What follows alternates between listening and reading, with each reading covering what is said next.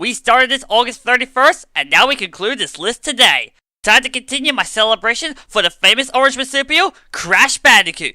So let's dive straight in to the fast lane. Surprised to see me, Crash? Like the fleas in your fur, I keep coming back. 3 years I spent alone in the frozen Antarctic wastes. And I missed you. And so I've organized a little gathering, like a birthday party, except the exact opposite. And look, all of your friends are here. You are so very popular.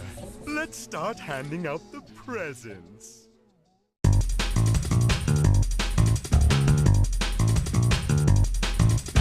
For me, it was a no-brainer to put this wonderful gem of a game in my top 3.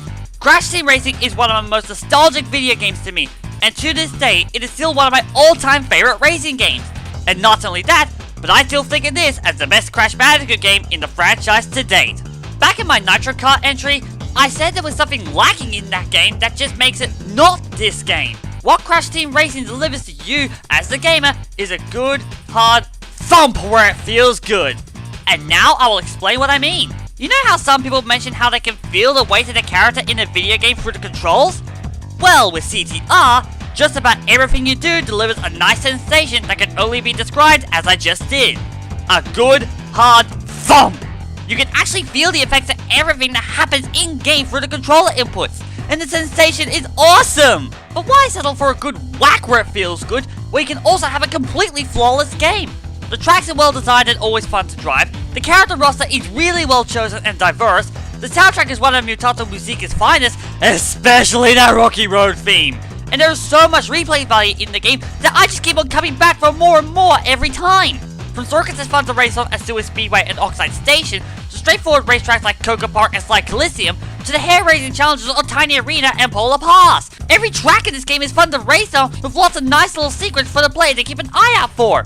And oh my lord, there's so much to do on these tracks!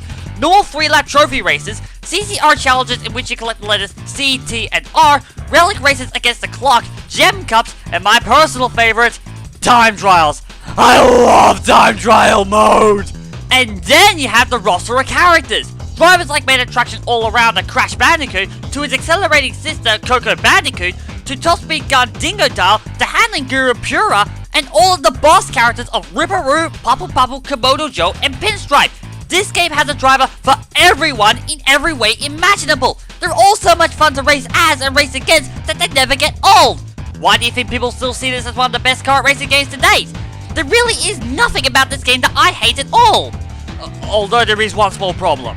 I love this game's battle mode, but I can barely play it because, as I mentioned in the Crash Bash segment, I have no one to play with.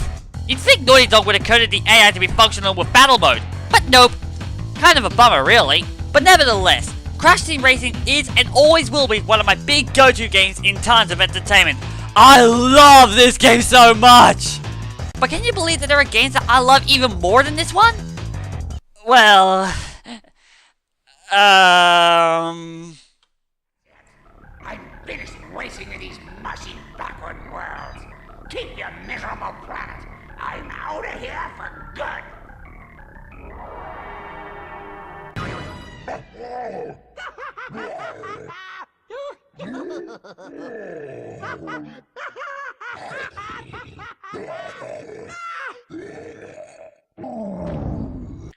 Oh yeah, I just went there. This is the most hated game in the entire Crash Bandicoot franchise, working its way into my heart as my second favorite game in the series, as well as earning a key spot in my master list of top 10 favorite video games of all time. Crash Mind of a Mutant. For starters, let's just leave the hatred for this game aside and talk about why I love this game in general. This game is so freaking awesome! Where do I begin? The game looks beautiful, the soundtrack is amazing, the story is so much better than the Titans, the gameplay improvements so much times, the phenomenal, so much fun! This game is brilliant! Okay, let's quit gushing about everything at once and instead break it down. You're probably spellbound and deaf enough as it is anyway. What is it about this game that I love? Let's start on that point about the soundtrack. This has to be Mark Barrow's finest work for the series yet, as there is a whole bunch of amazing themes to pick from the main theme Pressureless Preamble, the Rhino Roller theme, the Wasteland theme, the Grimly Battle theme, both of the Giant Battle themes, and that kick-ass Hero Titan theme. The improvements made to the gameplay over Titans also show, and show well. The combat in the game's predecessor was kind of Crash gameplay and combat was alright, but Titan combat was just really poor and not fun. Mind Over Mutant fixed this by giving most mutants extra abilities to use in combat and to give them extra functionality in platforming and game progression. This ranged from the Ratsicle's ability to freeze water, the TK's ability to pull blocks and objects, the Grimloy's ability to slow time, and the Rhino Roller's ability to basically become Sonic the Hedgehog. And this helped narrow it right down to the mutants that were primarily expert at combat, like the Spike, Stench, and Battler. But more importantly, we have Crash's signature gameplay.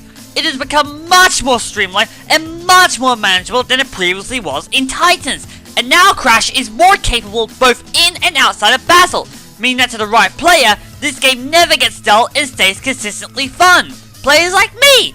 And to help keep the game fun and entertaining, the humor has picked up significantly since Crash of the Titans, primarily because the game reintroduced a long-forgotten character, Dr. Nitrous Brio.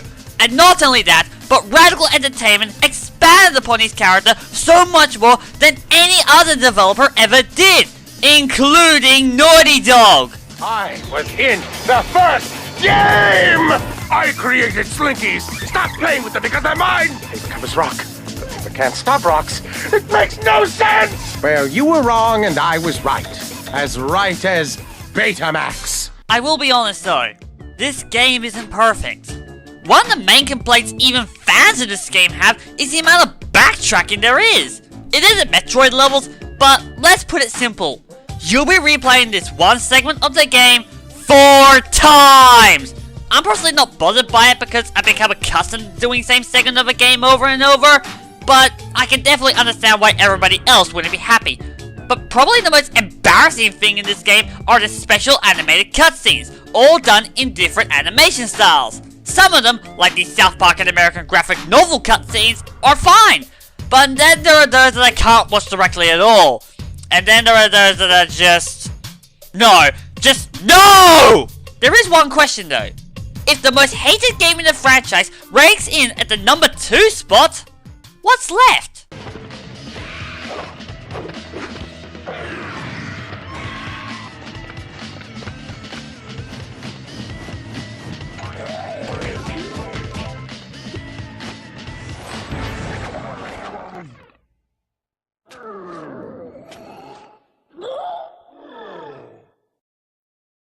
Am I the only fan of this game that hasn't converted yet? I'm pretty certain of it.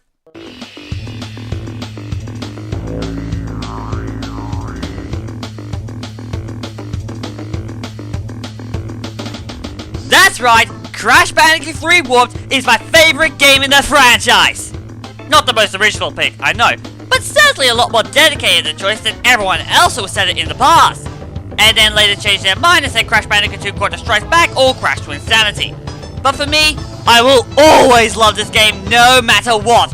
And that's because there is hardly anything in this game that I outright dislike. The game follows the key mantra of, if it ain't broke, don't fix it. So it doesn't do anything to improve upon Crash Bandicoot 2's gameplay.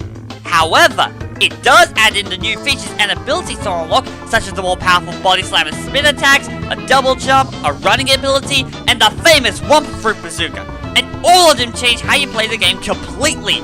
I know plenty of people don't find much use out of them, but I always find that they're effective and consistent use throughout. The new gameplay styles, including the underwater sequences, motorbike races, jet ski riding levels, pure riding levels, but not the biplane levels, are all new, interesting, and actually pretty fun. And I also happen to know that a lot of people state that you spend more of the game's levels doing stuff other than the normal platforming. That's a complete myth, everyone. 50% of the game's levels are dedicated to platforming, while the other 50% is spent doing everything else. And those everything else levels are significantly shorter than the platforming levels. So zip it! Speaking of which, the platforming in this game has become so much better.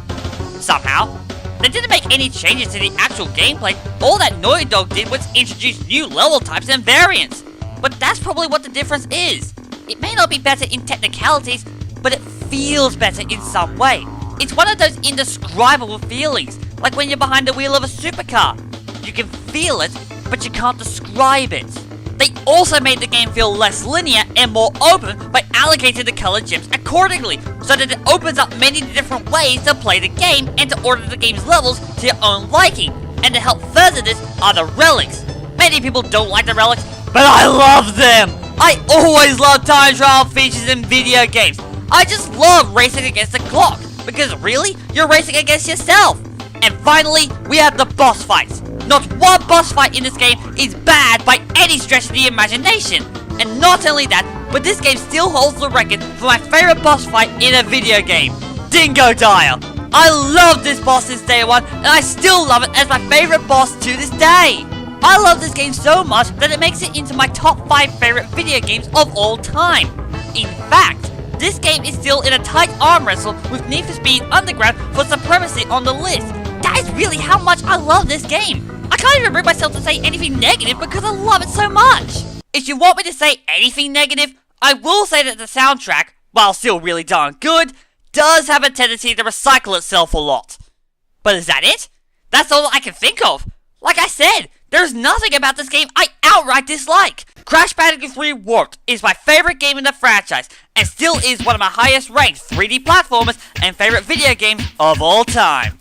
I'm the primordial Clok-Roo, and I don't know about the rest of you, but I'm looking forward to Crash and Skylanders Imaginators. I'm a fan of both franchises, so it works out. I also can't wait for 2017 to roll around. I freaking call a reworking of the original Crash Bandicoot by Vicarious Visions in the first video I ever uploaded. Call me what you will. I'm happy. I'm really, really happy.